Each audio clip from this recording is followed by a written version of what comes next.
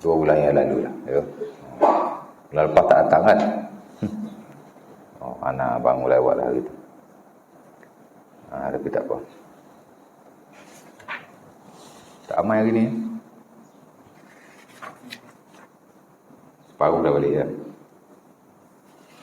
Haji Zubir tak ada, kontak rapat kan. Haji Zaidan kena dia COVID lah, positif kan. Ke dia kontak rapat juga? Kontak rapat. Oh, sama dengan Haji Zubir lah. Itulah dia WhatsApp nama tadi, dapat Adil dia ada kontak rapat. Apa lah ya. Minggu lepas nak dah lepak dia lah. Ya, lepas surau Kesakinah. Baik. Kuliah yang lalu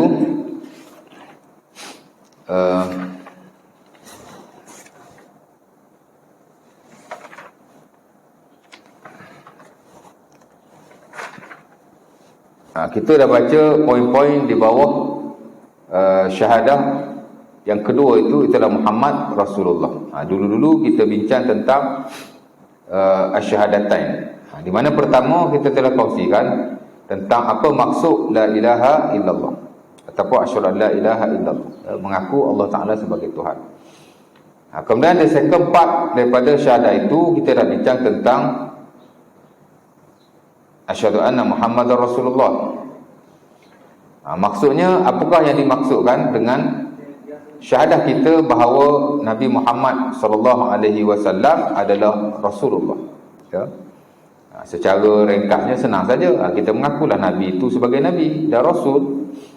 Tapi ada huraiannya, dan saya telah baca satu-satu pada tuan-tuan itu. Yang pertama ialah kita beriman tentang risalah Nabi Muhammad sallallahu alaihi wasallam, ya. Di mana Nabi diutuskan kepada seluruh ummah sampai hari kiamat. Saya baca hadis diriwayatkan oleh Al-Imam Bukhari dan Muslim pada Jabir, di mana Nabi kata, aku diberikan kelebihan berbanding nabi-nabi yang lain. Beberapa perkara, salah satunya ialah nabi-nabi terdahulu diutuskan kepada kaumnya secara khusus, ya. Kana Nabi ba'atsu ila ummatihi khassah ataupun qaumihi khassah wa bu'istu ila an-nasi 'amma. Nabi-nabi terdahulu diutuskan kepada kaumnya atau umatnya secara khusus. Maksudnya dia dakwah pada kaum dia saja, ya. Dia tak pergi berdakwah kepada kaum-kaum yang lain, ya. Nabi Musa, Nabi Isa, kaum dia ialah Bani Israel. Jadi Bani Israel dah dia dakwah. Dia tak payah pergi ke tempat-tempat lain, kan. Nak mai ke tanah Melayu ke, dakwah orang Melayu ke, tak ada. Ya. Dan begitulah nabi-nabi yang terdahulu daripada mereka. Sampailah kepada Nabi Muhammad SAW. Nabi Muhammad saja diutuskan kepada manusia keseluruhan, ya. Wa bu'istu ila an-nasi 'amma, aku diutuskan kepada manusia keseluruhan. Yang ni after Rasulullah tu sampailah hari kiamat, ya. Regardless of skin colors. Mak Saleh kata tak kira warna kulit, ya, hitam ke, putih ke, merah ke. Ada merah ke? Dulu pensyarah saya orang Sudan, ya, nama dia Ustazah Aufa. Dia ajar subjek apa, ya? Akhlakun Nabi kot asalnya, akhlak Rasulullah. Dia kata lasna sauda wa nahnu hamra. Dia marah kalau orang kata dia hitam. Kami bukan hitam, dia kata, kami merah. Dia orang Sudan kan. Yang saya nampak orang Sudan hitam, tapi dia kata kami bukan hitam, kami merah. Ya. Jadi regardless of skin colors. Orang Arab kata biraddin nazar an alwani juludihim, tak kira warna kulit mereka, ya. Semuanya diutuskan kepada Rasulullah SAW, ya. Regardless of races, tak kira mana bangsa sekalipun, hatta di mana-mana negara atau benua, kesemuanya adalah umat Nabi Muhammad SAW, ataupun Nabi diutuskan kepada mereka, ya. Based pada hadis itu dan saya dah baca pada tuan-tuan. Yang kedua ialah kita juga meyakini, mempercayai Nabi adalah penutup para Nabi. Itu yang kedua. Pertama tadi, Nabi diutuskan kepada sekalian manusia. Ya. Jadi bila kita sebut asyhadu an la ilaha illallah, idea-idea ini kita kena tahulah ya. Pertama, Nabi diutuskan kepada seluruh manusia sampai hari kiamat. Yang kedua, Nabi adalah penutup para Nabi dan Rasul, di mana tidak ada lagi Nabi atau Rasul selepas wafatnya baginda sallallahu alaihi wasallam. Ya.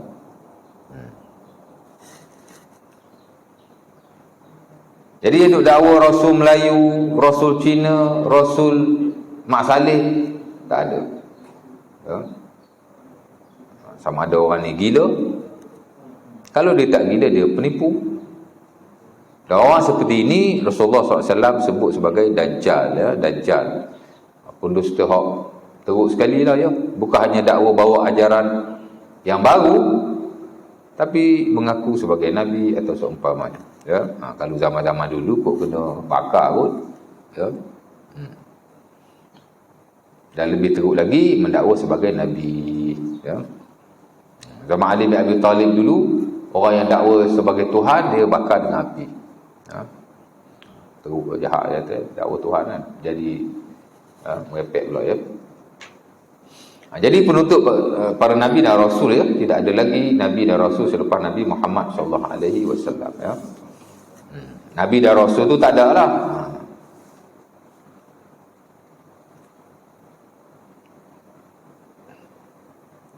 Tapi kok muka sama dengan Nabi kok mungkin ada kot, tak tahulah ke. Mungkin lah ya.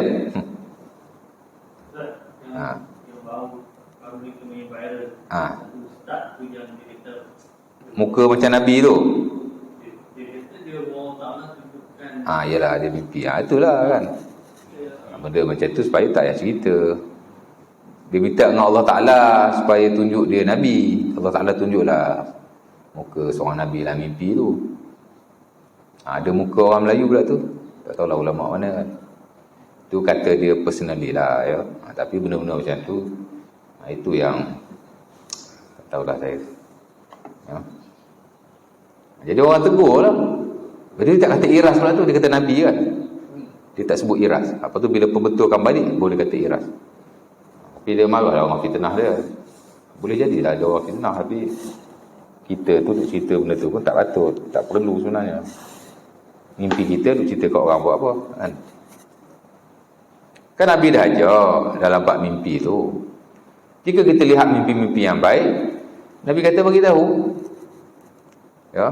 Tapi dia tidak beritahu melainkan orang yang dia suka. Mana hak rapat-rapat boleh lah.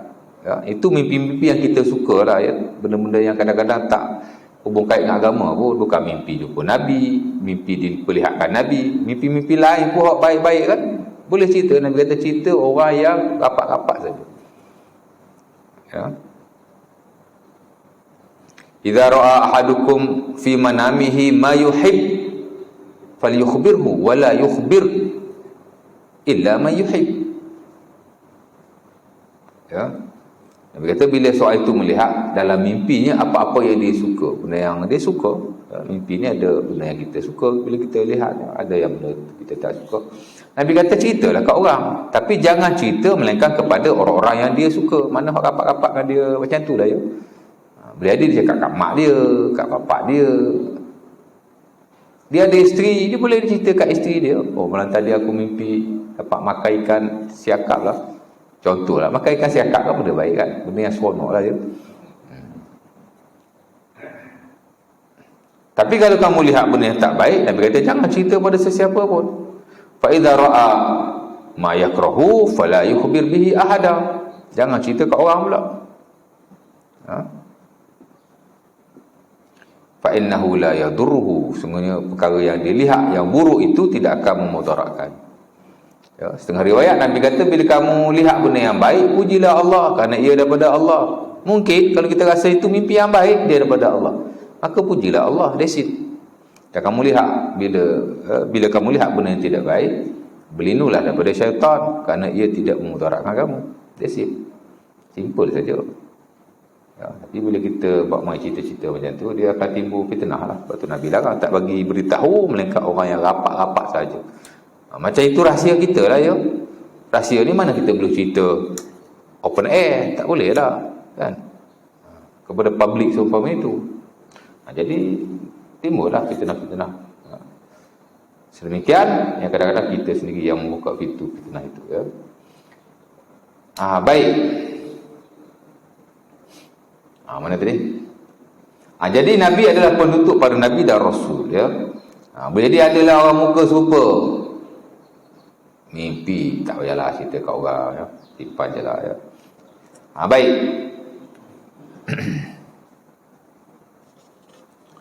Dan Nabi kata orang yang dakwa Nabi selepas daripada aku adalah Dajjal. Kerana aku adalah penutup pada Nabi dan tidak ada lagi Nabi selepasku. La Nabi ya ba'di. Tidak ada lagi Nabi selepasku. Saya juga baca hadis Nabi SAW di mana Nabi kata nama aku ada 5. Aku Muhammad, aku Ahmad, aku Al-Mahi, aku Al-Hashir, dan akhir sekali Nabi kata Anal Aqib. Itu nama-nama Rasulullah SAW. Aku Aqib. Apa itu Aqib? La Nabi ya ba'di. Tidak ada lagi Nabi selepas daripadaku ya. Itu hadis yang diriwayatkan oleh Al-Imam Al-Bukhari rahimahullah daripada Jubair bin Mut'im ya. Aku Muhammad, aku Ahmad, aku Mahi ya, yang melenyapkan, yakni Allah Ta'ala melenyapkan denganku akan kekufuran ya. Aku Al-Hashir, akulah yang menghimpunkan. Alladhi yuhsyarun nasu ala qadamayya. Di mana aku di mana Allah Ta'ala menghimpunkan, ataupun di mana manusia dihimpunkan di bawahku keseluruhannya ya. Manusia-manusia akan berkumpul di bawah Rasulullah SAW yang beriman lah ya. Dan anal aqib laisa nabi ba'di. Laisa ba'di nabiyyun, ataupun la nabiyya ba'di. Aku al-aqib. Itu nama Rasulullah ya. Aqib ni maksud tidak ada lagi nabi selepas ya.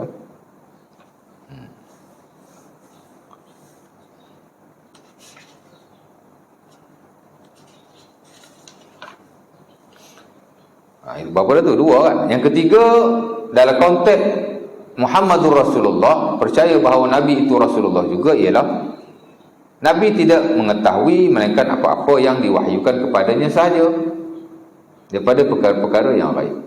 Qul la aqulu lakum indi khazainullah wa la a'lamul ghaiba wa la aqulu lakum inni malak in attabi'u illa ma yuha ilayya. Katakanlah wahai Muhammad, aku tidak berkata kepadamu wahai manusia, aku mengetahui ataupun di sisiku khazanah Allah Subhanahu wa taala, rahsia Allah Subhanahu wa taala ya.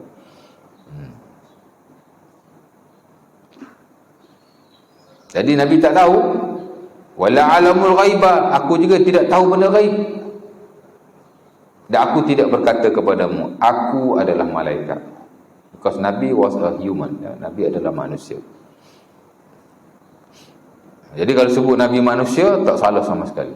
Malah itulah yang in line ataupun selari dengan nas Al-Quran dan hadis Nabi SAW ya. Jadi tak perlu kata Nabi ni manusia tapi bukan manusia. Pening pula kita ya. Nabi itu manusia tapi dia manusia yang luar biasa.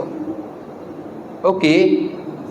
Tapi terms tu takut-takut disalah faham. Cakap Nabi itu manusia, that's it ya. Tak salah sama sekali. Dan tak timbul kekeluaran yang lain. Oh, jadi Nabi nama macam kita, sama macam kita lah Nabi ni. Yes. Nabi sama macam kita. Ya. Dari sudut kemanusiaannya sama saja. Cuma lebihnya baginda adalah Rasulullah SAW, diwahyukan kepadanya dan diberikan kelebihan-kelebihan tertentu yang Allah Ta'ala istimewakan baginda dengan. That's it. Jadi kita faham kerasulan dalam kerangka yang betul menurut nas Al-Quran dan hadis Nabi SAW. Jadi tak perlulah bawa term-term ataupun perkataan-perkataan yang boleh mengelirukan Manakah kalau kita menghuraikannya ya pada waktu itu.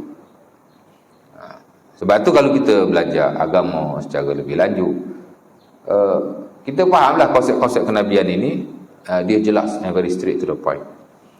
Ya. Tak perlu perkataan-perkataan yang orang kata pelik-pelik, ya, suka-suka untuk difahami. Payahlah nak faham ni, tak ada. Quran, dia punya bahasa very straight to the point. Ya. Very easy. Baca terjemahan pun dah faham. Ya.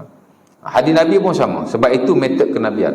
Nabi tak sampaikan agama melainkan jelas dan mudah difahami. Ya. Sebab itu Al-Imam An-Nawawi rahimahullah dalam Al-Azkar, buku zikir dia yang masyhur itu, ya, Al-Azkar min kalam Sayyidil Abrar, kita panggil Azkar Nawawi lah, ya. Ada banyak bab yang beliau ketengahkan. Salah satu bab ialah babu an-nahyi 'anit taq'ir wa tashadduq fil kalam. Dia bab mai dah. Bab larangan kita menyusah-nyusahkan, ya, dan memayah-mayahkan dalam memahami perkataan. Maknanya bila kita bercakap soal agama, kita bercakap hak payah-payah. Pilih perkataan hak susah-susah. Hak boleh orang fikir macam-macam. Tak boleh, dia kena very straight to the point. Ya. Dan siapa yang bercakap soal agama berputar belik, dia termasuk dalam larangan Rasulullah SAW, dan dia dikategorikan juga sebagai golongan ataupun perkara yang melampau. Sebab itu Imam Nawawi dia mau ambil bab ni, larangan menyusah-nyusahkan dalam perkataan. Ya. Dia buat mari hadis Nabi, Nabi larang kita melampau. Dia mari hadis tu halakal mutanatti'un salasan. Ada Abi Hurairah yang diriwayatkan oleh Sahih Muslim. Nabi kata binasalah orang-orang yang melampau. Binasalah orang-orang yang melampau. Ya. Sebab kadang-kadang setengah-setengah golongan bila dia bercakap soal agama, dia tak straight to the point. Dia suka kona sana, kona sini, buat main perkataan susah-susah sehingga orang lain pula nak kena tafsir pula. Tak kena. Itu bukan metod wahyu dan metod kenabian. Ya. Nak pergi KL, pusing ikut Kelang dulu, pusing pergi Perak dulu, baru pergi KL. Konon-konon dia itu yang bagus lah tu. Tak. Ya. Dan unfortunately, perkara itu banyak diamalkan dalam kesufian, dalam sufisme, ya. Dia panggil syatahat. Syatahat ni bercakap orang lain tak faham, orang biasa tak faham. Dia kena ada orang lain pula hak mari syarah. Ya. Sebab itu banyak ulama-ulama kita yang kritiklah syatahat as-sufiyah. Ya, syatahat dalam sufisme, ya. Lepas tu dia dakwa orang awam tak faham, ini orang khusus saja yang faham. Jadi ia tak berapa mendapatilah, ya. Sebab itu buku-buku syarah very easy to understand. Kerana para ulama kita yang muktabar ini dia follow method Allah Ta'ala dan Rasul, ya. Kita pun samalah mengajar straight saja, kan. Cakap ada sandaran, dia akan inline all the times. Jadi orang nak kritik kita pun payah, ya. Saya very open. Kalau orang nak kritik apa yang saya mengajar, apa yang saya kongsikan di YouTube baik, di Facebook baik, saya selalu sebut. Kalau saya salah, beritahu, ya. Kalau saya tak betul, boleh tegur. Tapi tak ada orang tegur pula, ya. Dan saya lihat pendakwa-pendakwa yang Quran dan hadis ataupun sunnah oriented, orang susah nak kritik dah. Kalau ada pun sikit sangat. Apa tu dua dia tu, dua ulang tu. Tapi kita dapati kalau jenis orang tak Quran dan hadis atau sunnah oriented, banyak orang boleh tegur dia. Cakap sikit orang tegur, cakap sikit orang tegur. Ada bukan orang nak fitnah dia, pasal dia cakap tu memang benda salah. Jadi orang tegur lah. Jadi bila orang tegur, terima lah. Baik. Itu cara dia, ya. Dan banyaklah ayat-ayat yang disebut oleh Allah Ta'ala dan Rasul yang menunjukkan bahawa Nabi tidak tahu benda gaib. Memang ada golongan yang melampau dalam sufisme lah, yang dakwa Nabi ni tahu benda gaib. Dan dia buatlah selawat, zikir yang menunjukkan bahawa Nabi ni adalah bukan hanya tahu benda gaib, tapi Nabi adalah part of God's secrecy. Nabi itu sendiri adalah sebahagian daripada rahsia Tuhan. Tak betul. Menyalahi. Ada selawat yang direka. Tuan-tuan baca selawat Kubra nama dia. Zahirnya selawat itu seolah-olah Nabi ini adalah part of God's secrecy, sebahagian daripada rahsia ketuhanan. Macam mana selawat tu ya? Saya boleh tak ingat. Dulu saya pernah sentuh lah. Saya ingat mula-mula saya kuliah sini 3-4 tahun lepas. Haji Jabbar beritahu, masa dia duduk kat situ. Oh, ustaz saya amal lah selawat tu ustaz. Oh, memang selawat tu kalau tengok dia punya lafaz fantastik. Tapi orang kita dia amal saja, dia baca saja sebab dia tengok dalam buku, ni selawat bagus. Sekali kita selawat seumpama kita selawat sepanjang hari. Mana dia tahu fadilat macam tu? Selawat itu sendiri tidak warid daripada Rasulullah. Jadi macam mana awak dapat fadilat itu? Fadilat ni tak boleh datang hanya melalui wahyu. Sebab fadilat ni apa yang Allah Ta'ala beri. Dan tidak ada orang yang tahu apa yang Allah Ta'ala beri melainkan Rasulullah. Terjawab. Rasulullah je tahu apa Allah Ta'ala beri. Kita mana tahu. Jadi lafaz tu sendiri fabricated. Macam mana fadilat tu boleh datang? Ya. Kalau lafaz tu daripada Rasulullah, make sense lah. Kan? Fadilat tu ada. Tapi kalau lafaz tu sendiri bukan daripada Nabi, macam mana fadilat boleh ada? Sedangkan fadilat asasnya dalam syarak ialah dia mesti datang melalui wahyu. Dan dia termasuk dalam berita-berita gembira yang dibawa oleh Rasulullah SAW. Bashir, Nabi ni Bashir, orang yang beritahu berita gembira. Ya. Orang lain bukan Bashir. Dan termasuk dalam berita gembira ialah fadilat-fadilat yang diberitahu oleh baginda. Ya. Ada golongan diberitahu fadilat-fadilat yang tidak ada asas. Ya.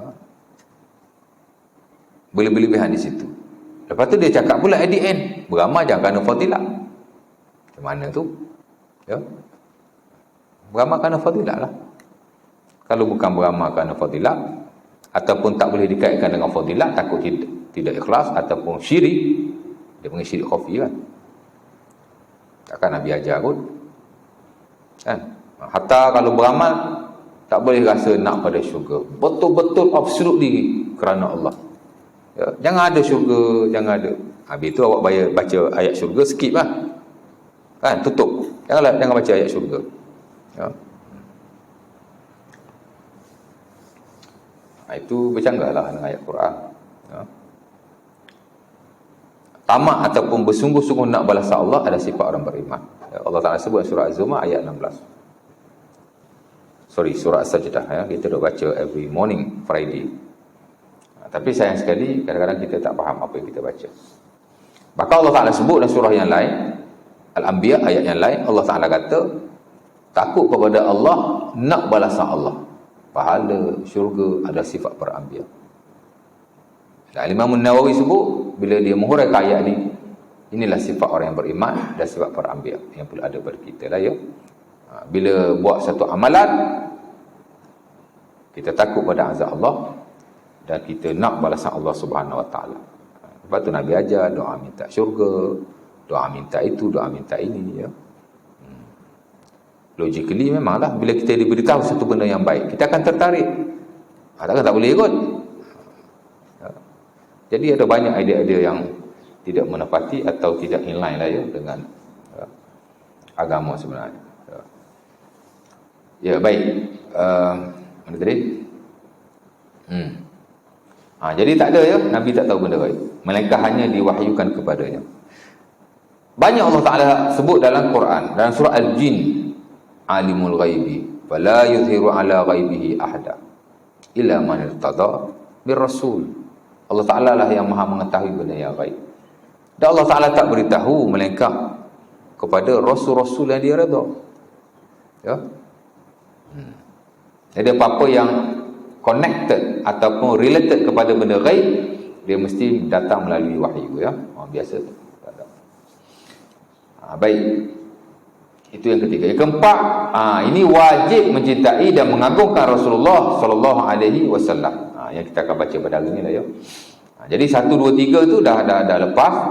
Hari ini dalam konteks beriman kepada Rasulullah sallallahu alaihi wasallam, bahawa asyhadu an la ilaha illallah, mengaku Nabi sebagai Rasulullah. Apa maksudnya? Maksudnya ialah kita wajib mencintai dan mengagungkan Rasulullah sallallahu alaihi wasallam, serta larangan hulu atau berlebih-lebihan kepada baginda, ya. Ahli sunnah sepakat bahawa wajib mencintai dan mengagungkan Nabi Muhammad sallallahu alaihi wasallam, melebihi kecintaan kita kepada seluruh makhluk-makhluk Allah Subhanahu wa taala di atas muka bumi, ya. Betul. Yang ini disebut oleh Al-Imam Al-Qurtubi rahimahullah dalam tafsirnya, tak kala dia mentafsirkan ayat Quran dalam surah At-Taubah ayat ke-24, di mana kata Allah Subhanahu wa taala, qul in kana aba'ukum wa auladukum, ayat tu. Firman Allah Subhanahu wa taala dalam surah At-Taubah ayat 24, qul in kana aba'ukum wa abna'ukum wa ikhwanukum wa azwajukum wa ashiratukum wa malun iktaraftumuha, ya, wa tijaratun takhshawna kasadaha ahabbu ilaikum minallahi wa rasulih fatarabbasu hatta ya'ti Allahu bi amri, ya. Kata Allah Subhanahu wa taala, katakan wahai Muhammad, yakni kepada mereka, ya, kepada manusia, sekiranya bapa-bapa kamu, anak-anak kamu, adik-beradik kamu, isteri-isteri kamu, atau ahli keluarga kamu, ataupun harta yang kamu perolehinya, ataupun perniagaan yang kamu takut kerugian, lebih kamu cintai berbanding Allah dan Rasul, maka tunggulah balasan Allah Subhanahu wa taala yang akan datang, ya. Jadi Imam Al-Qurtubi rahimahullah setelah mentafsir ayat ini, dia kata hadhihi al-ayah dalilun ala wujubi ta'atillahi wa rasulih. Ayat ini menjadi dalil akan wajibnya menyayangi Allah Subhanahu wa taala dan Rasulnya. Hadhihi al-ayah dalilun ala wujub mahabbatillahi wa rasulihi, ya, wala khilaf bainal ulama. Ayat ini menjadi dalil, kata Imam Al-Qurtubi, bahawa wajibnya cinta sayang kepada Allah dan Rasul, yakni melebihi daripada yang lain, dan tidak ada khilaf di kalangan para ulama. Maksudnya dia kata wajib kita sayang pada Allah dan Rasul, ya. Mahabbatullah, mahabbatur Rasul, the love of Allah Subhanahu wa taala dan juga the love of the Prophet. Jadi kata wajiblah, tidak ada khilaf di kalangan para ulama, ya. Dan kata Imam Az-Zamakhsyari rahimahullah dalam tafsirnya, hadhil ayatu ayatun syadidah la tura ayatun asyadda minha. Ayat ini amat syadid sekali, amat kuat sekali, amat hebat sekali, dan tidak ada ayat yang sehebat dengannya. Itulah ayat yang menyebut bahawa Allah dan Rasul, cinta kepada kedua-duanya mesti melebihi kepada cinta yang lain, ya. Pengarang tak pamerlah ayat tu, dia buat hadis Nabi saja. Jadi ayat ni disokong oleh hadis-hadis Nabi sallallahu alaihi wasallam yang nak menyatakan bahawa mahabbatur Rasul, cinta Rasul, cinta Allah sekali dah tu, ya, mesti melebihi daripada cinta-cinta yang lain. Dalam hadis Bukhari, hadis ini kita selalu dengar ayat daripada Anas bin Malik, la yu'minu ahadukum hatta akuna ahabba ilaihi min walidihi wa waladihi wan nasi ajma'in. Tidak beriman seseorang kamu, yakni tidak sempurna imannya, sehinggalah aku lebih disayangi kepadanya daripada anaknya, daripada bapaknya, dan daripada manusia keseluruhan, ya. Allah Subhanahu wa taala sebut dalam surah Al-Baqarah, walladzina amanu asyaddu hubban lillah, ayat ke-165, dan orang-orang yang beriman mereka sayang pada Allah. Dan of course lah, dia sayang pada Allah, dia sayang pada Rasul. Tak mungkin dia sayang pada Allah, dia tak sayang pada Rasul. Ya. Tak mungkin dia sayang pada Rasul, dia tak sayang pada Allah. Sayang pada Allah, dia melazimi sayang akan Rasulullah SAW. Ya. Sayang pada Rasulullah, dia melazimi sayang kepada Allah Subhanahu Wa Taala. Dia tak boleh kita kata kita sayang Allah tapi tak sayang Nabi, tak mungkin lah ya. Ataupun kita cinta Rasulullah, kita tak cinta Allah. Dia melazimi antara satu dengan yang lain. Ya. Ahlussunnah wal Jamaah mencintai Rasulullah sallallahu alaihi wasallam. Ayo minit dah. Oh, 30 minit. Bunyi dah ya. Ahlussunnah wal Jamaah mencintai Rasulullah sallallahu alaihi wasallam sebagaimana para sahabat mencintai beliau ataupun baginda lebih daripada kecintaan mereka kepada diri mereka dan selainnya. Ya. Umar Al-Khattab radhiyallahu taala anhu dalam Sahih Al-Bukhari, dia kata kepada Nabi, "Ya Rasulullah, wahai Rasulullah, aku sayang kepadamu daripada semua benda melainkan diriku. Anta habbu ilayya illa min nafsi." Aku sayang kepadamu melainkan diriku saja. Aku sayang diri aku lebih, tapi orang lain tu munglah lebih. Nabi kata, "La, tak boleh macam tu. Hatta akuna ahabba ilaika min nafsika." Kamu kena sayang pada aku lebih daripada yang lain, termasuk dirimu. Baru kau jadi orang yang beriman. Dia pun kata, "Na'am, al-an anta ahabbu ilayya min nafsi." Sekarang engkau aku lebih cintai berbanding diriku. Nabi pun kata, "Al-an ya Umar." Sekarang baru betul. Ya. Dan mungkinlah banyak hadis-hadis Nabi yang lain ya. Dan ulama-ulama kita telah menerangkan maksud mahabbatur Rasul, the love of the Prophet. Apa maksud sayang pada Nabi ini? Especially ahli-ahli tafsir dalam buku-buku tafsir mereka. Bila mereka lalu ayat tentang sayang pada Allah dan Rasul, macam surah At-Taubah ayat 24 saya baca tadi ya. Dan surah Al-Ahzab ayat ke-6 Allah Taala kata an-nabiyyu aula bil mu'minin min anfusihim. Sama juga dalam konteks yang sama. Nabi SAW lebih layak, kata Allah, daripada seseorang Muslim berbanding diri mereka. Lebih layak apa? Lebih layak untuk dicintai, lebih layak untuk diikuti, dan lebih layak untuk dijadikan orang yang menghukumkan suatu perkara lebih daripada diri mereka. Mana kalau Nabi kata A, kita kata B, Nabi lebih layak lagi untuk diikuti, lebih daripada diri kita lagi. Nabi mesti berada di hadapan all the time ya. Bukan kata daripada orang lain, diri kita sendiri. Itu maksud an-nabi aula bil mu'minin min anfusihim. Dan begitu juga bila ahli-ahli tafsir lalu ayat-ayat yang menyebut tentang taat kepada Allah dan Rasul, ya ayyuhallazina amanu atii'ullah wa atii'ur rasul wa ulil amri minkum ya. Surah An-Nisa ayat 59. Banyak lagi ayat yang bila sebut ayat-ayat ini ada kahuat apa makna mahabbatur Rasul ya. Dan begitu juga ulama-ulama hadis umpamanya, bila dia hurai ayat tentang cinta pada Rasul, ataupun bila dia cerita tentang hadis-hadis yang menyebut tentang cinta Rasul, mahabbatur Rasul, ataupun cinta Allah, mahabbatullah, hadis-hadis yang tadi lah ya, la yu'minu ahadukum hatta akuna habba ilaihi min walidihi wa waladihi wa nasi ajma'in. Contoh dia akan hurai lah apa maksud mahabbatur Rasul ya. Al-Imam Ibn Rajab Al-Hambali ada hurai tentang mahabbatur Rasul sebagai contoh ya. Apa katanya? Dia kata mahabbatur Rasul, sayang pada Nabi ini ialah dua benda. Al-qabulu bima ja'a bihi, beramal dengan dia kata sayang pada Nabi ini, mahabbatur Rasul ada dua. Al-qabulu bima ja'a bihi, terima apa yang dibawa oleh Rasulullah. Terima dulu.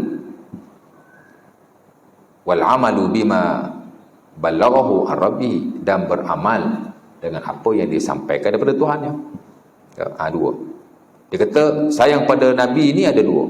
Pertama, terima apa yang Nabi bawa.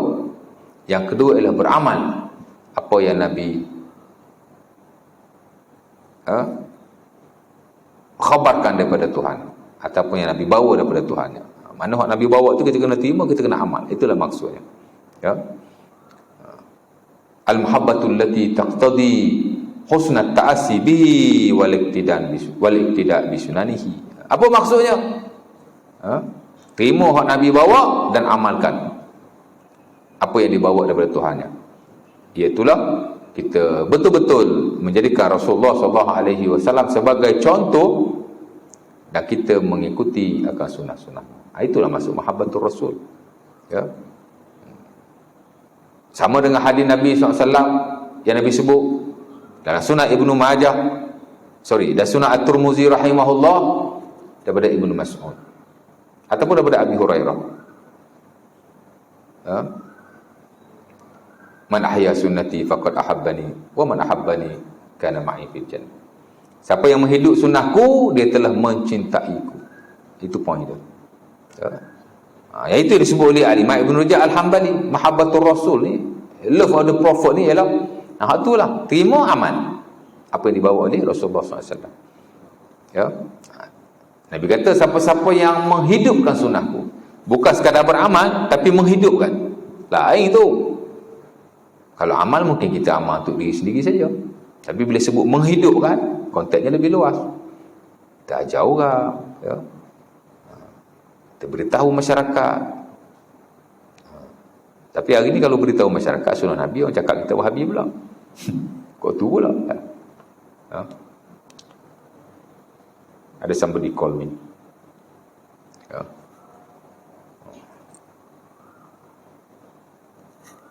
Dia tahu awak ni Wahabi je. Wahabi taqiyah dia kata ni. Sabar di Selangor Wahabi je. Terus ke dia, ya. Awak bukan saja Wahabi, awak Dajjal tau. Oh, dia panggil kita Dajjal pula tu.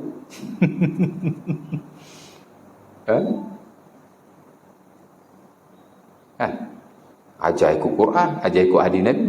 Bukan kata kena Wahabi, kena Dajjal lagi. Saya kata, kita pulanglah. Tak apa, saya akan lapor ke Jabatan Agama. Saya akan pastikan taliah awak dibatalkan. Saya kata, you are welcome. Go for it. Pergilah. Apa awak ingat awak anak murid mufti? Saya tak berani ke? Apa kena-mengena? Tak ada kena-mengena pun. Kenapa saya anak murid dia? Saya kawan dia. Kan? Malam saya WhatsApp dia.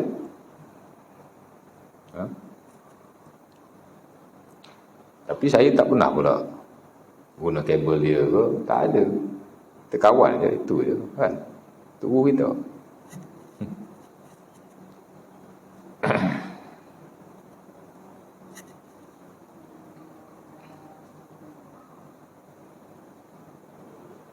Saya nak buat proposal untuk Islamic Finance dengan muamalat. Jadi wasaklah dia. Sebab di peringkat fatwa memang ada fatwa-fatwa tentang kewangan. Saya nak benda tu je. Jadi tak ada masalah. Kan? Jadi merepek kan. Kita ajar benda betul pun. Jadi saya beritahu kalau saya ada salah, beritahu lah. Which part yang saya mengajar tak betul. Kat YouTube ke, kat Facebook ke, beritahu je lah. Tapi tak boleh nak beritahu. Dia cakap macam tu je. Which part yang saya ni Wahabi ke, Dajjal ke, mana satu?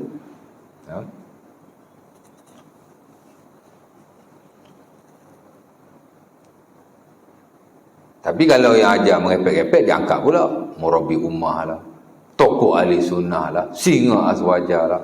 Ya. Jadi pelik lah je. Macam kasidah. Kenapa? Dia macam itu pernah jadi bawah. Macam kat Aceh kasidah. Qasidah ni dia seumpama yang lain. Macam dululah syair. Dalam ayat Quran Allah Ta'ala ada ayat yang menyebut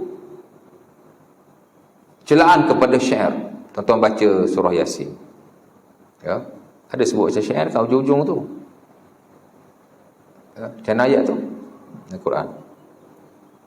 Allah Ta'ala kata Nabi tak layak syair. Ya. Kerana menjadi kebiasaan orang Arab dia ada syair-syair yang buruk, syair-syair yang jahat. Ada syairu al-haja Bila nak kutuk orang, dia karang syair. Itu nama syairul haja. Bila dia nak puji seseorang penguasa secara berlebih-lebihan, dia puji. Itu syairul madah, tak bagus juga. Ya. Bila dia nak memuji seseorang wanita, tubuh badan dia, dia karang syair. Syair apa nama puji wanita?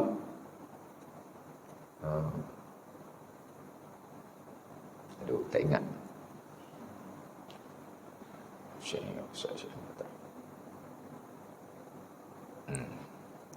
Bila dia nak meratapi mayat, dia karang syairul rasa.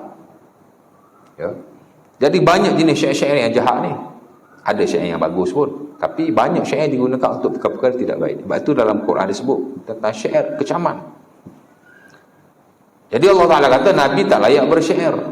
Tapi bila kita lihat ada hadis-hadis yang sahih, hatta dalam Sahih Bukhari, hadis Muslim, adalah Nabi sebut syair tu, tapi tak banyaklah, satu rangkap. Ya. Nabi ketika gali parit semasa peperangan Khandaq, Nabi baca syair. Allahumma la aisha illa aisha al-akhirah fansuril ansara wal muhajirah. Itu syair Rasulullah sallallahu alaihi wasallam ketika tengah gali parit semasa peperangan Khandaq. Ya. Kata Salman Al-Farisi, seumpama diriwayatkan Sunan Al-Baihaqi, Nabi SAW berada dalam masjid. Kami sebut benda-benda yang berlaku pada zaman jahiliah, yang baik-baiklah ya. Dan kami baca syair. Nabi kadang-kadang diam, tapi Nabi tak tegur. Hatta yatabassama Rasulullah, Nabi senyum. Okey je. Jadi asas-asas syair dia harus menekan syair-syair yang tidak baik. Walaupun ada kecaman dalam Quran, tapi bila dilihat dalam konteks kehidupan Rasulullah, baginda tidak memusuhi syair dengan sebab syair itu sendiri, tapi kerana apa dia digunakan. Ya. Sebab asas-asas benda harus, ya. Asas-asas benda itu harus, melainkan ada hubung kait direct dengan agama seperti akidah, ibadah, itu asas-asas haram. Tapi kalau benda-benda yang lain, asal dia harus. Qasidah asal harus. Macam syair tadi ya. Qasidah yang baik-baik, okey. Bahkan orang Arab memang budaya di qasidah. Orang Melayu maybe tak ada lah ya budaya itu. Mungkin budaya yang lain, pantun, sama saja. Qasidah okey. As long as, untuk apa qasidah itu? Lafaz itu macam mana? Itu saja. Memuji Rasulullah, itu memang budaya orang Arab bila berqasidah. Sebahagiannya memang dia susun qasidah-qasidah untuk memuji Rasulullah SAW. As long as dia tidak bercanggah dengan syarak, tidak ada lafaz-lafaz yang melampau, maka boleh, tak ada salah. Ya. Dan tidak juga diiringi dengan muzik sebaik-baiknya.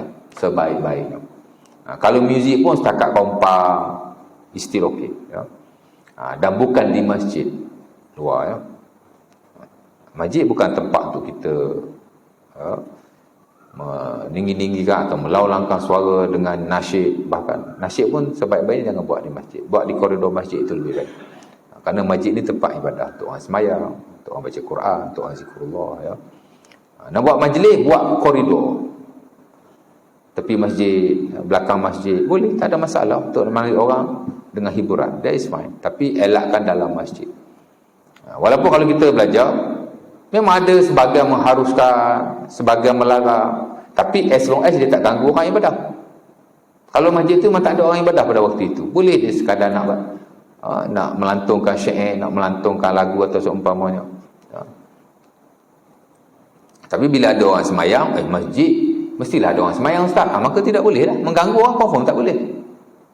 Ya? Kalau ganggu orang dengan baca Quran pun tak boleh. Nasyid lebih-lebih lagi lah. Sebab itu majlis-majlis seumpama itu better buat di luar, tak ada halangan sama sekali. Tapi buatlah masjid, pertama akan ganggu orang untuk ibadah kepada Allah, confirm lah ya. Yang kedua, bising dalam masjid walaupun dengan hiburan ataupun lagu-lagu yang okey, kita kata puji Allah, puji Rasul, ya, juga dilarang. Ya.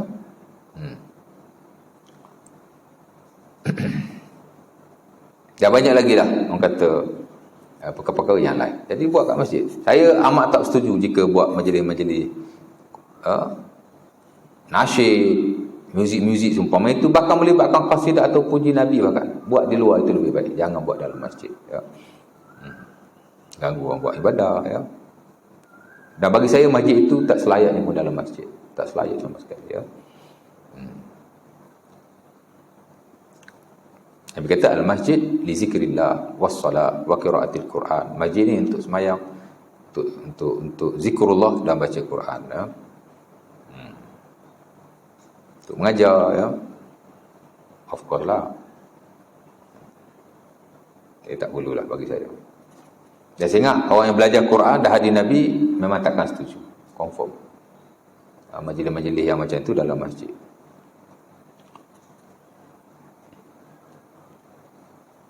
Duk ubang gebung masjid, ya. Tapi dia okey lah. Takat pompang sikit-sikit, ya. Kalau kat negara luar berdancing, kan? Lompat-lompat dia. Tu bukan qasidah, bukan nasyid dia tu.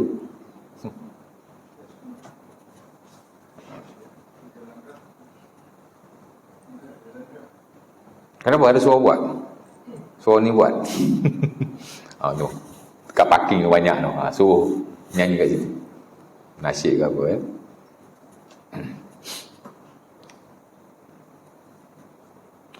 Kat mana tadi?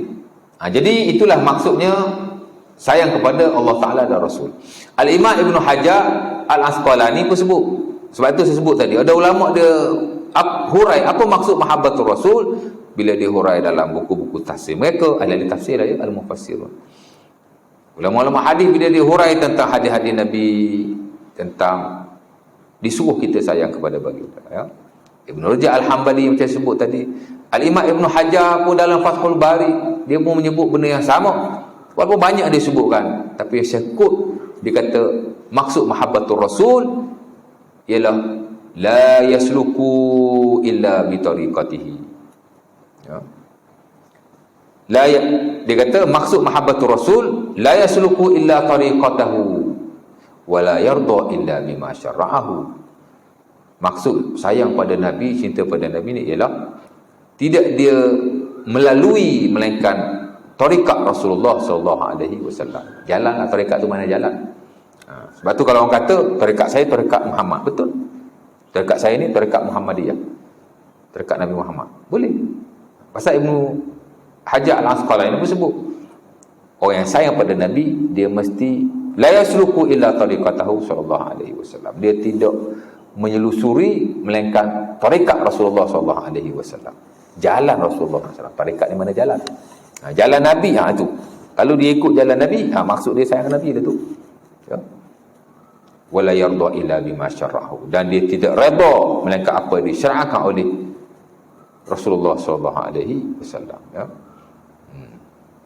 Sebab itu subjek bila kita belajar agama ni, Rasulullah aja, after Allah.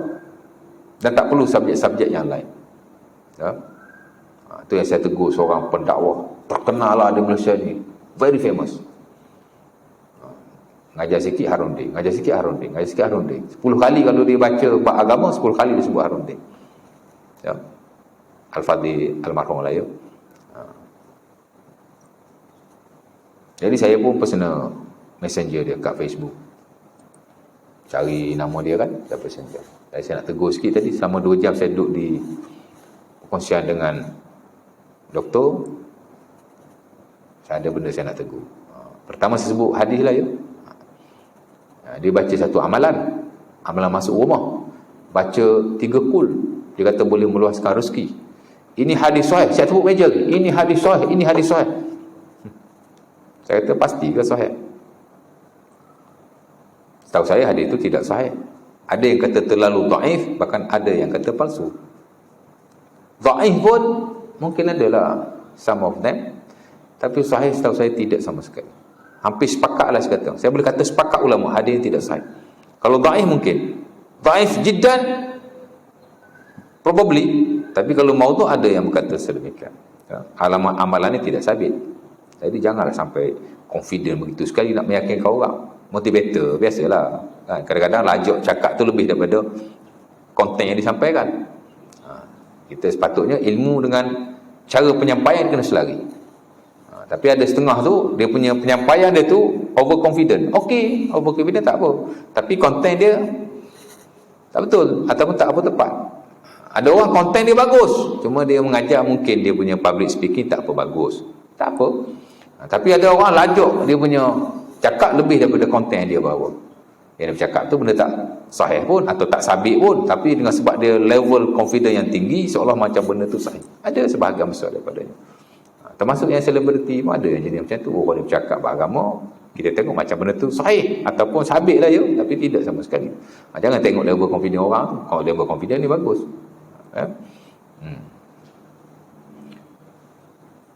Jadi nak kena lihatlah benda-benda seumpama itu. Tapi alhamdulillah lah ya. Yang kedua saya tegur. Saya kata kenapa bercakap agama sikit nak kena sebut fulan bin si fulan, cakap sikit nak sebut fulan bin si fulan. Kalau benda tu ajaran Nabi, go for the prophet, sebut Rasulullah teruslah. Saya kata kenapa tak laku kalau sebut Nabi ni? Saya kata subjek kita bila cakap soal agama ialah the prophet. Kita tengok orang yang background Quran, background sunnah ataupun hadis Nabi, confirm dia punya subjek tak lain tak bukan the prophet all the time, mestinya. Tapi kalau subjek the prophet tu tak ada, dia banyak benda lain.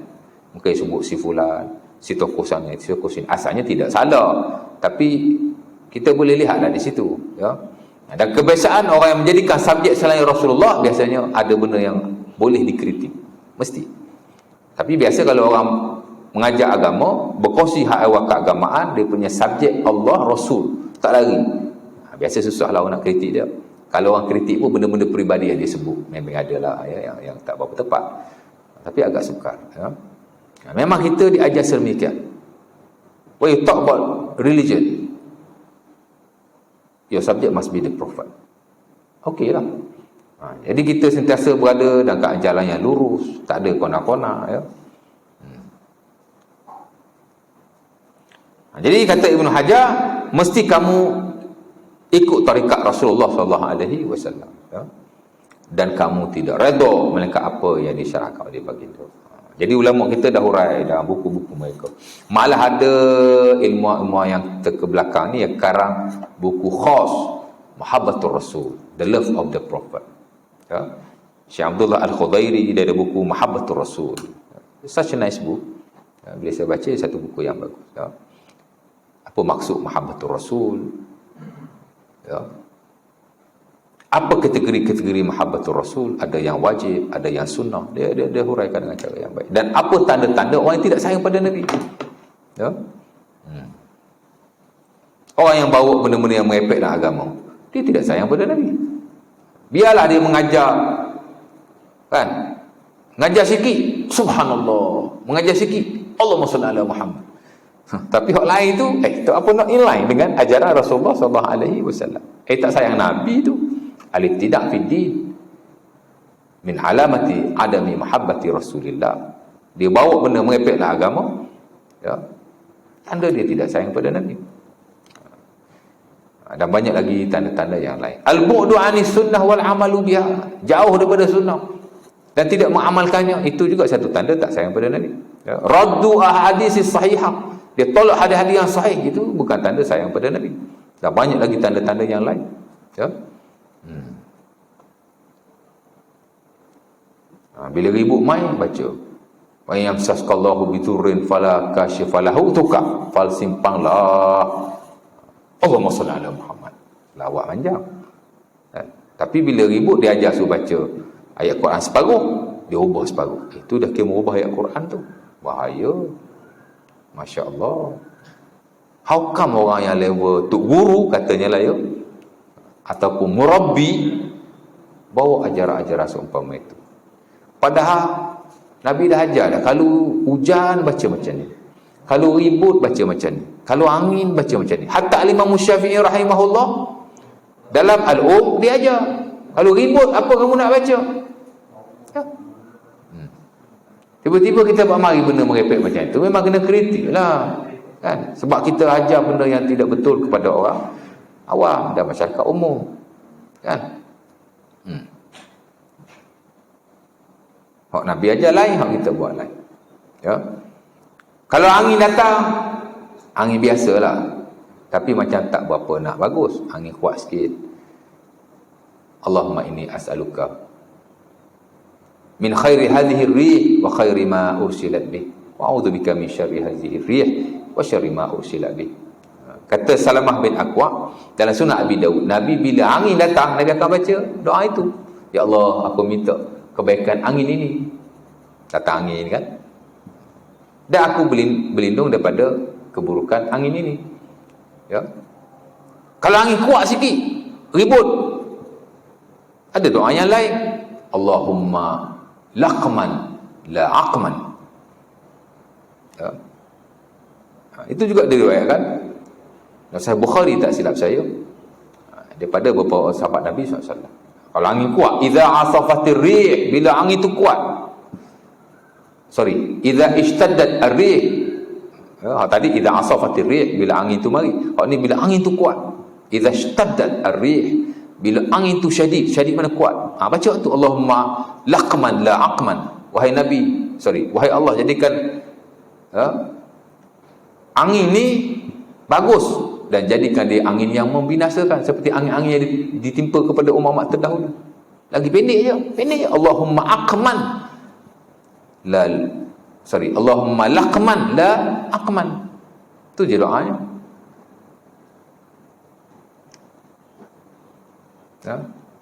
Lagi pendek daripada wa ayyam skasallahu biturin falsimpanlah, panjang lagi kan. Ini pendek. Ya. Imam Syafi'i pun aja ada al-um. Bila angin ribut datang, Allahumma ja'al hadhihi rih rahmatan wa la taj'alha azaban. Jadikanlah angin atau ribut ini sebagai rahmat, janganlah kamu jadikan angin ini sebagai azab. Kalau nak azan tak?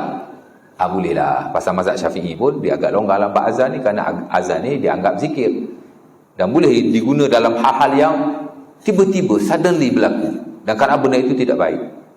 Kebakaran, ribut, taufan atau seumpamanya, walaupun tidak adalah nas yang boleh dipegang. Tapi mazhab Syafi'i dalam bab azan ni dia agak open.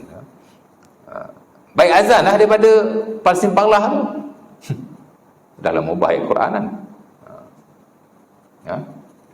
Jadi amat benar sekali apa yang disebut oleh ulama-ulama kita. Ya. Kita pun pakai ulama juga kan. Bukan pakai dan kita je. Ya.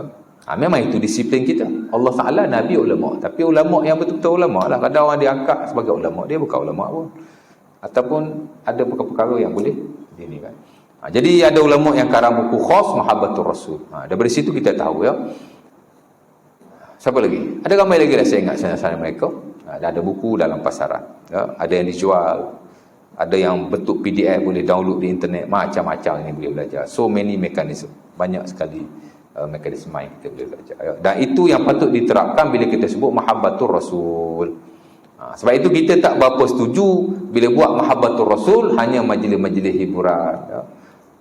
Takut dalam satu tempoh, mungkin kita tidaklah ya, tapi anak-anak kita bila sebut Mahabbatur Rasul, dia gambarkan ialah hiburan. Dia sebut Mahabbatur Rasul yang dia tahu, majlis nyanyi. Takut begitulah. Sebab tu tajuk-tajuk seumpama itu kalau nak buat majlis hiburan, tukar. Tak payahlah Cinta Rasul. Tak payah, tukar lain. Lagi bagus. Ya. Nampak? Takut-takut esok akan jadi satu mentaliti. Anak-anak kita kan, dia takut-takut dia akan jadi dia akan bina mentaliti dia base kepada hal seumpama itu. Habislah batu ya. Dan the next nanti kita masuk tentang konsekuensi ataupun tanda-tanda cinta kepada Rasul. Ini saya dah sebutlah secara am tadi.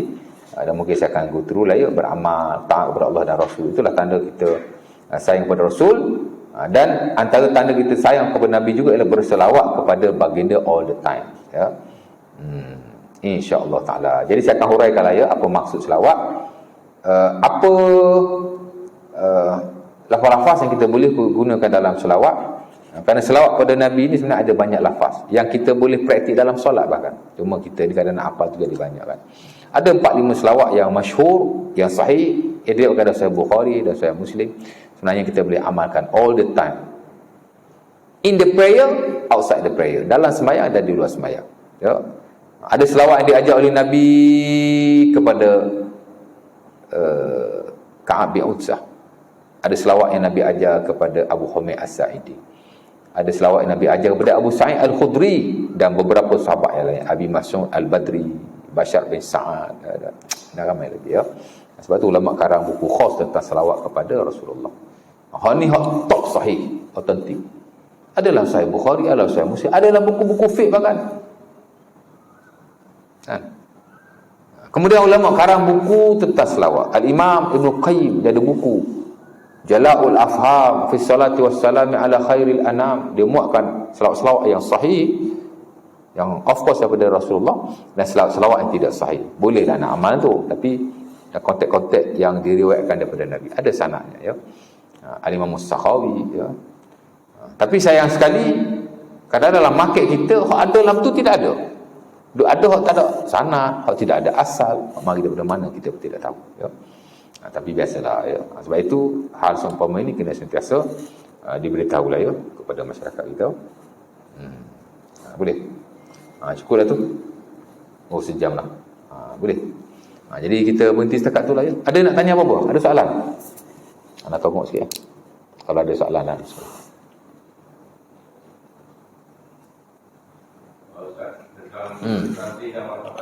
Ha? Kenapa? Bersaji Al-Barzanji sebenarnya dia satu buku yang dipenuhi dengan puji-pujian kepada Rasulullah SAW. Kita tak nafikan. Syair yang dikarang, poem lah ya. Syair lah, kita pun panggil syair. Nasar yang ditulis, mana selain syair, statement, apa-apa kenyataan dalam tu ya. Boleh jadi dia ada syair, dia ada yang bukan syair. Orang Arab kalau syair dia panggil syair, kalau bukan syair dia panggil nasar ya. Jadi saya lihat dalam tu memang ada ataupun memang dia dipenuhi dengan memuji Rasulullah SAW. Dan ada banyak juga historical element ataupun nilai-nilai sejarah dalam itu ya. Cuma soalnya dalam tu juga banyak dari sudut sejarahnya benda-benda yang tidak ada sandaran. Tak tahu kan. Nabi lahir, datang Asia, datang Maryam. Kadang-kadang hal seumpama itu dia kena ada dalil. Tapi setahu kita tidak ada dalil dalam mana-mana kitab sunnah. Kalau ada pun tidak sahih lah, ataupun boleh jadi palsu. Hampir macam itulah kita boleh cakap ya. Sama juga kadang-kadang ada benda yang tidak ada asas ya. Dia selawat pada Nabi, kadang dia bukan selawat pada Nabi, dia selawat atas nur Nabi. Kat situ pun sudah boleh dipersoalkan. Awal-awal lagi dia dah selawat atas nur Nabi ya. Selawat atas nur Nabi ni kebiasaan dia datang daripada wahdatul wujud lah, daripada kita nak selawat pada Nabi. Itu yang diajak oleh Rasulullah. Selawat pada Nabi, bukan selawat atas nur ya. Tapi kita tak nafi sebahagian golongan dia memang suka selawat atas nur. Sebab dia kata nur tu asas kejadian kita. Nabi pun daripada nur dia juga. Itu yang ada dalam selawat Barzanji pun. Awal-awal lagi. The first page, the first paragraph. Dia puji Allah, dia selawat atas nur Nabi. Abtadiul imla bismi zatil aliyah. Mana Ustaz tahu? Saya memang kaki Barzanji masa kat kampung dulu. Saya lah tukang baca Barzanji. Tapi masa tu kita ikut-ikut. Kita bukan tahu makna apa pun. Tapi bila kita belajar di peringkat lebih tinggi, memang Barzanji ada dibahaskan dan dibincangkan dalam kelas. Ada sentuh lah benda tu. Ada banyak perkara yang boleh dikritik lah ya. Yang mostly ilmuwan ni banyak tak suka. Ya. Kerana konten yang ada dalam tu. Banyak benda lah ya. Saya tak pastilah jika ada orang tulis research ataupun kajian yang khusus dalam hal ni. Tapi after all kita tengok memang begitulah keadaannya. Allah aqtadul imla bismi zatil aliyah mustadiran faidal barakati ala man ana lahu wa aula wa salli wa usallimu ala nuril mawsuf bit taqaddumi wal awwaliyah. Dan selawat dan salam ke atas cahaya yang bersifat dengan qadim lagi awal. Pertama dia selawat atas cahaya Nabi lah, nur Muhammad. Nur Muhammad ni banyak lagi perbahasannya itu. Yang akhir at the end dia tak pergi kepada Quran. Dia tak pergi kepada hidayah Rasulullah. Kalau kita kata nur Nabi Muhammad merujuk kepada Quran, tak apa, sebab dalam Quran Allah Ta'ala panggil Quran ni sebagai nur, kan? Kalau kita sebut nur merujuk kepada hidayah, tak apa, sebab Allah Ta'ala pun panggil Nabi Nur merujuk kepada hidayah. Tapi dia tak pergi ke situ. Dia mesti pergi kepada nur tu, cahaya yang dicipta oleh Allah. Mula-mula kemudian diciptalah cipta-cipta yang lain. Cahaya ni daripada Allah. Nur Muhammad ni daripada nur Allah. Dia part of God. Daripada nur Muhammad dicipta seluruh makhluknya. Jadi asal ciptanya, at the end dia akan pergi, kita berasal pada Tuhan. Itu masuk wahdatul wujud. Ya, dan wahdatul wujud memang sepakat para ulama, dia bercanggah dengan prinsip akidah Islam dan boleh membatalkan iman. Itu bahaya sekali. Ada je orang ajar tasawuf bawa wahdatul wujud. Dia guna kaedah lain lah ya. Dia kata ini bukan wahdatul wujud, ini wahdatul syuhud. Ini bukan kata kita part of God. Dia macam-macam lah dia huraikan. Tapi ulama Quran, ulama hadis atau sunnah confirm wahdatul wujud is not part of Islam, ya. Dia bukan ajaran Islam. Of course tidak ada nas, ya. Jadi ada banyak benda pelik lah kat dalam tu, ya. Sebab itu saya tak setujulah dia amat untuk dibaca. Tapi ialah orang kita kadang dia suka macam kita kecil-kecil dulu lah. Kita baca pun kita tahu apa pun. Tapi bila kita belajar, kita akan dapati dalam tu ada benda-benda yang boleh dipertikaikan lah, ya. Itu saja, ya. Daripada baca Al-Barzanji, baik baca Quran. Undeniable, ya. Absolutely undeniable. Tak ada siapa boleh bangkang. Lebih baik baca hadis-hadis Nabi SAW. Bahkan kata Abdullah Al-Khudairi dalam bukunya, antara tanda kita mahabbatul Rasul, kita banyak baca hadis Nabi. Lagi bagus. Ambil buku Fadhil Amal ni. Ni Fadhil Amal betul ni kot. Baca. Adalah hadis tak sahih dalam tu, tak apa, as long as dia tak palsu, baca je.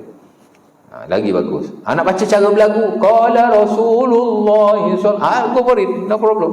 Buat macam lagu berjanji tu. Ya. Sebab itu saya ingat dulu pensyarah saya kata apa? Kita jangan taklid kepada tradisi yang fasik. Kita jangan taklid kepada tradisi yang fasik. Sebab itu dia asas kepada amalan ni dia ada dua. Saya pernah hurailah kat surau lain. Ya. When we talk about education ni biasa dia based on dua perkara. Pertama ialah the basis of knowledge. Kita apa-apa kena ada basis, ya. Basis kita pertama nombor satu ilmu lah. Ini yang sepatutnya. Soalnya orang kita ni dia ataupun orang kebanyakan dia tak pergi kepada basis of knowledge. Biasa dia basis of imitation. Dia suka imitate. Orang buat dia buat, orang cakap dia cakap, ya. Itu dipanggil basis of imitation. Dia hanya imitate. Dalam istilah Arabic kita panggil taklid lah. Taklid, ya. Orang buat, kita buat. Kadang-kadang kita tahu buat betul lagu ni, tapi tak berani. Pasal tak nak dituduh itu, tak nak dikata itu. Kita akan ikut flow macam tu. Itu dipanggil imitation yang tidak baik. Dan Allah Ta'ala memang banyak sebut dalam Quran mengecam imitation seumpama ini, ya. Kita not based on knowledge, ya. Basis of knowledge, bukan basis of imitation. Just imitate. What people do, we do. What people say, we say. Tak nak dah belajar, tak nak semak, tak boleh lah. Taklid dia panggil. Jangan samakan taklid dalam fiqh pula. Taklid dalam fiqh lain, ya. Ini taklid dalam syarak secara am. Ikut buta-buta, blindly follow. Itulah makna imitation. Ya. Allah Ta'ala larang imitate tok nenek kita. Allah Ta'ala larang imitate ulama. Imitate ulama pun Allah Ta'ala larang. Taklidul ulama Allah Ta'ala larang. Dan sebab imitate ulama adalah orang Yahudi dan Nasrani sesat, kan? Sehingga Allah Ta'ala kata dalam Quran, mereka menyembah ulama-ulama mereka. Jadi sahabat tanya Nabi, apa maksud sembah ni? Takkan mereka sembah tok guru mereka kot? Nabi kata Allah Ta'ala, mereka bukan sembah tok guru mereka, mereka ikut saja tok guru mereka. Apa yang diharamkan oleh mereka, mereka haramkan. Apa yang disuruh oleh mereka, mereka buat. Maka dia tak sama sekali dengan ajaran yang dibawa oleh Nabi-Nabi mereka. Kalau Kristian, Isa lah. Isa kata lain, tok guru dia kata lain. Ada ikut tok guru dia, kan? Isa kata kanan, tok guru dia kata kiri. Ada ikut tok guru dia. Masuk dalam konteks ayat tu lah. Ada pula kanan kiri. Itu dia panggil takhir lah tu, at-tasyaddud bil kalam. Perkataan yang nak kena tafsir pula, nak kena hurai pula. Pasal dia mengelirukan. Itu Quran tafsir, Ustaz. Quran tafsir lain. Quran tafsir pun sebenarnya Quran ni perkataan tidak susah, tapi tafsir ni sebab nak mencerahkan lagi, nak bagi lagi kepahaman yang lebih luas. Bukan tafsir Quran kerana Quran tu susah difahami. Tapi kalau kita bagi kata-kata seumpama itu, of course lah, orang lain nak kena hurai. Betul, orang kritik kita marah. Boleh je, faham tapi itu saya kata. Ya. Switch, tukarlah. Daripada duk baca Al-Barzanji, yang bagi saya tak berapa faedah mana pun. Lagi tu orang kita baca tak faham pun. Lagi bagus baca Quran ataupun baca hadis Nabi. Seorang baca Quran, buat lagu macam Barzanji. Lepas tu seorang lagi baca terjemahan. Cantik. Apa susahnya? Kita bukan anti Barzanji tu, tapi kita minta tukar kepada yang lain. Saya kata lagi bagus. Ya, personally saya tak setuju lah. Dan saya kata tukar kepada Quran dan hadis Nabi itu lebih baik. Tak salah benda-benda seumpama ini kita tukar kepada lebih baik.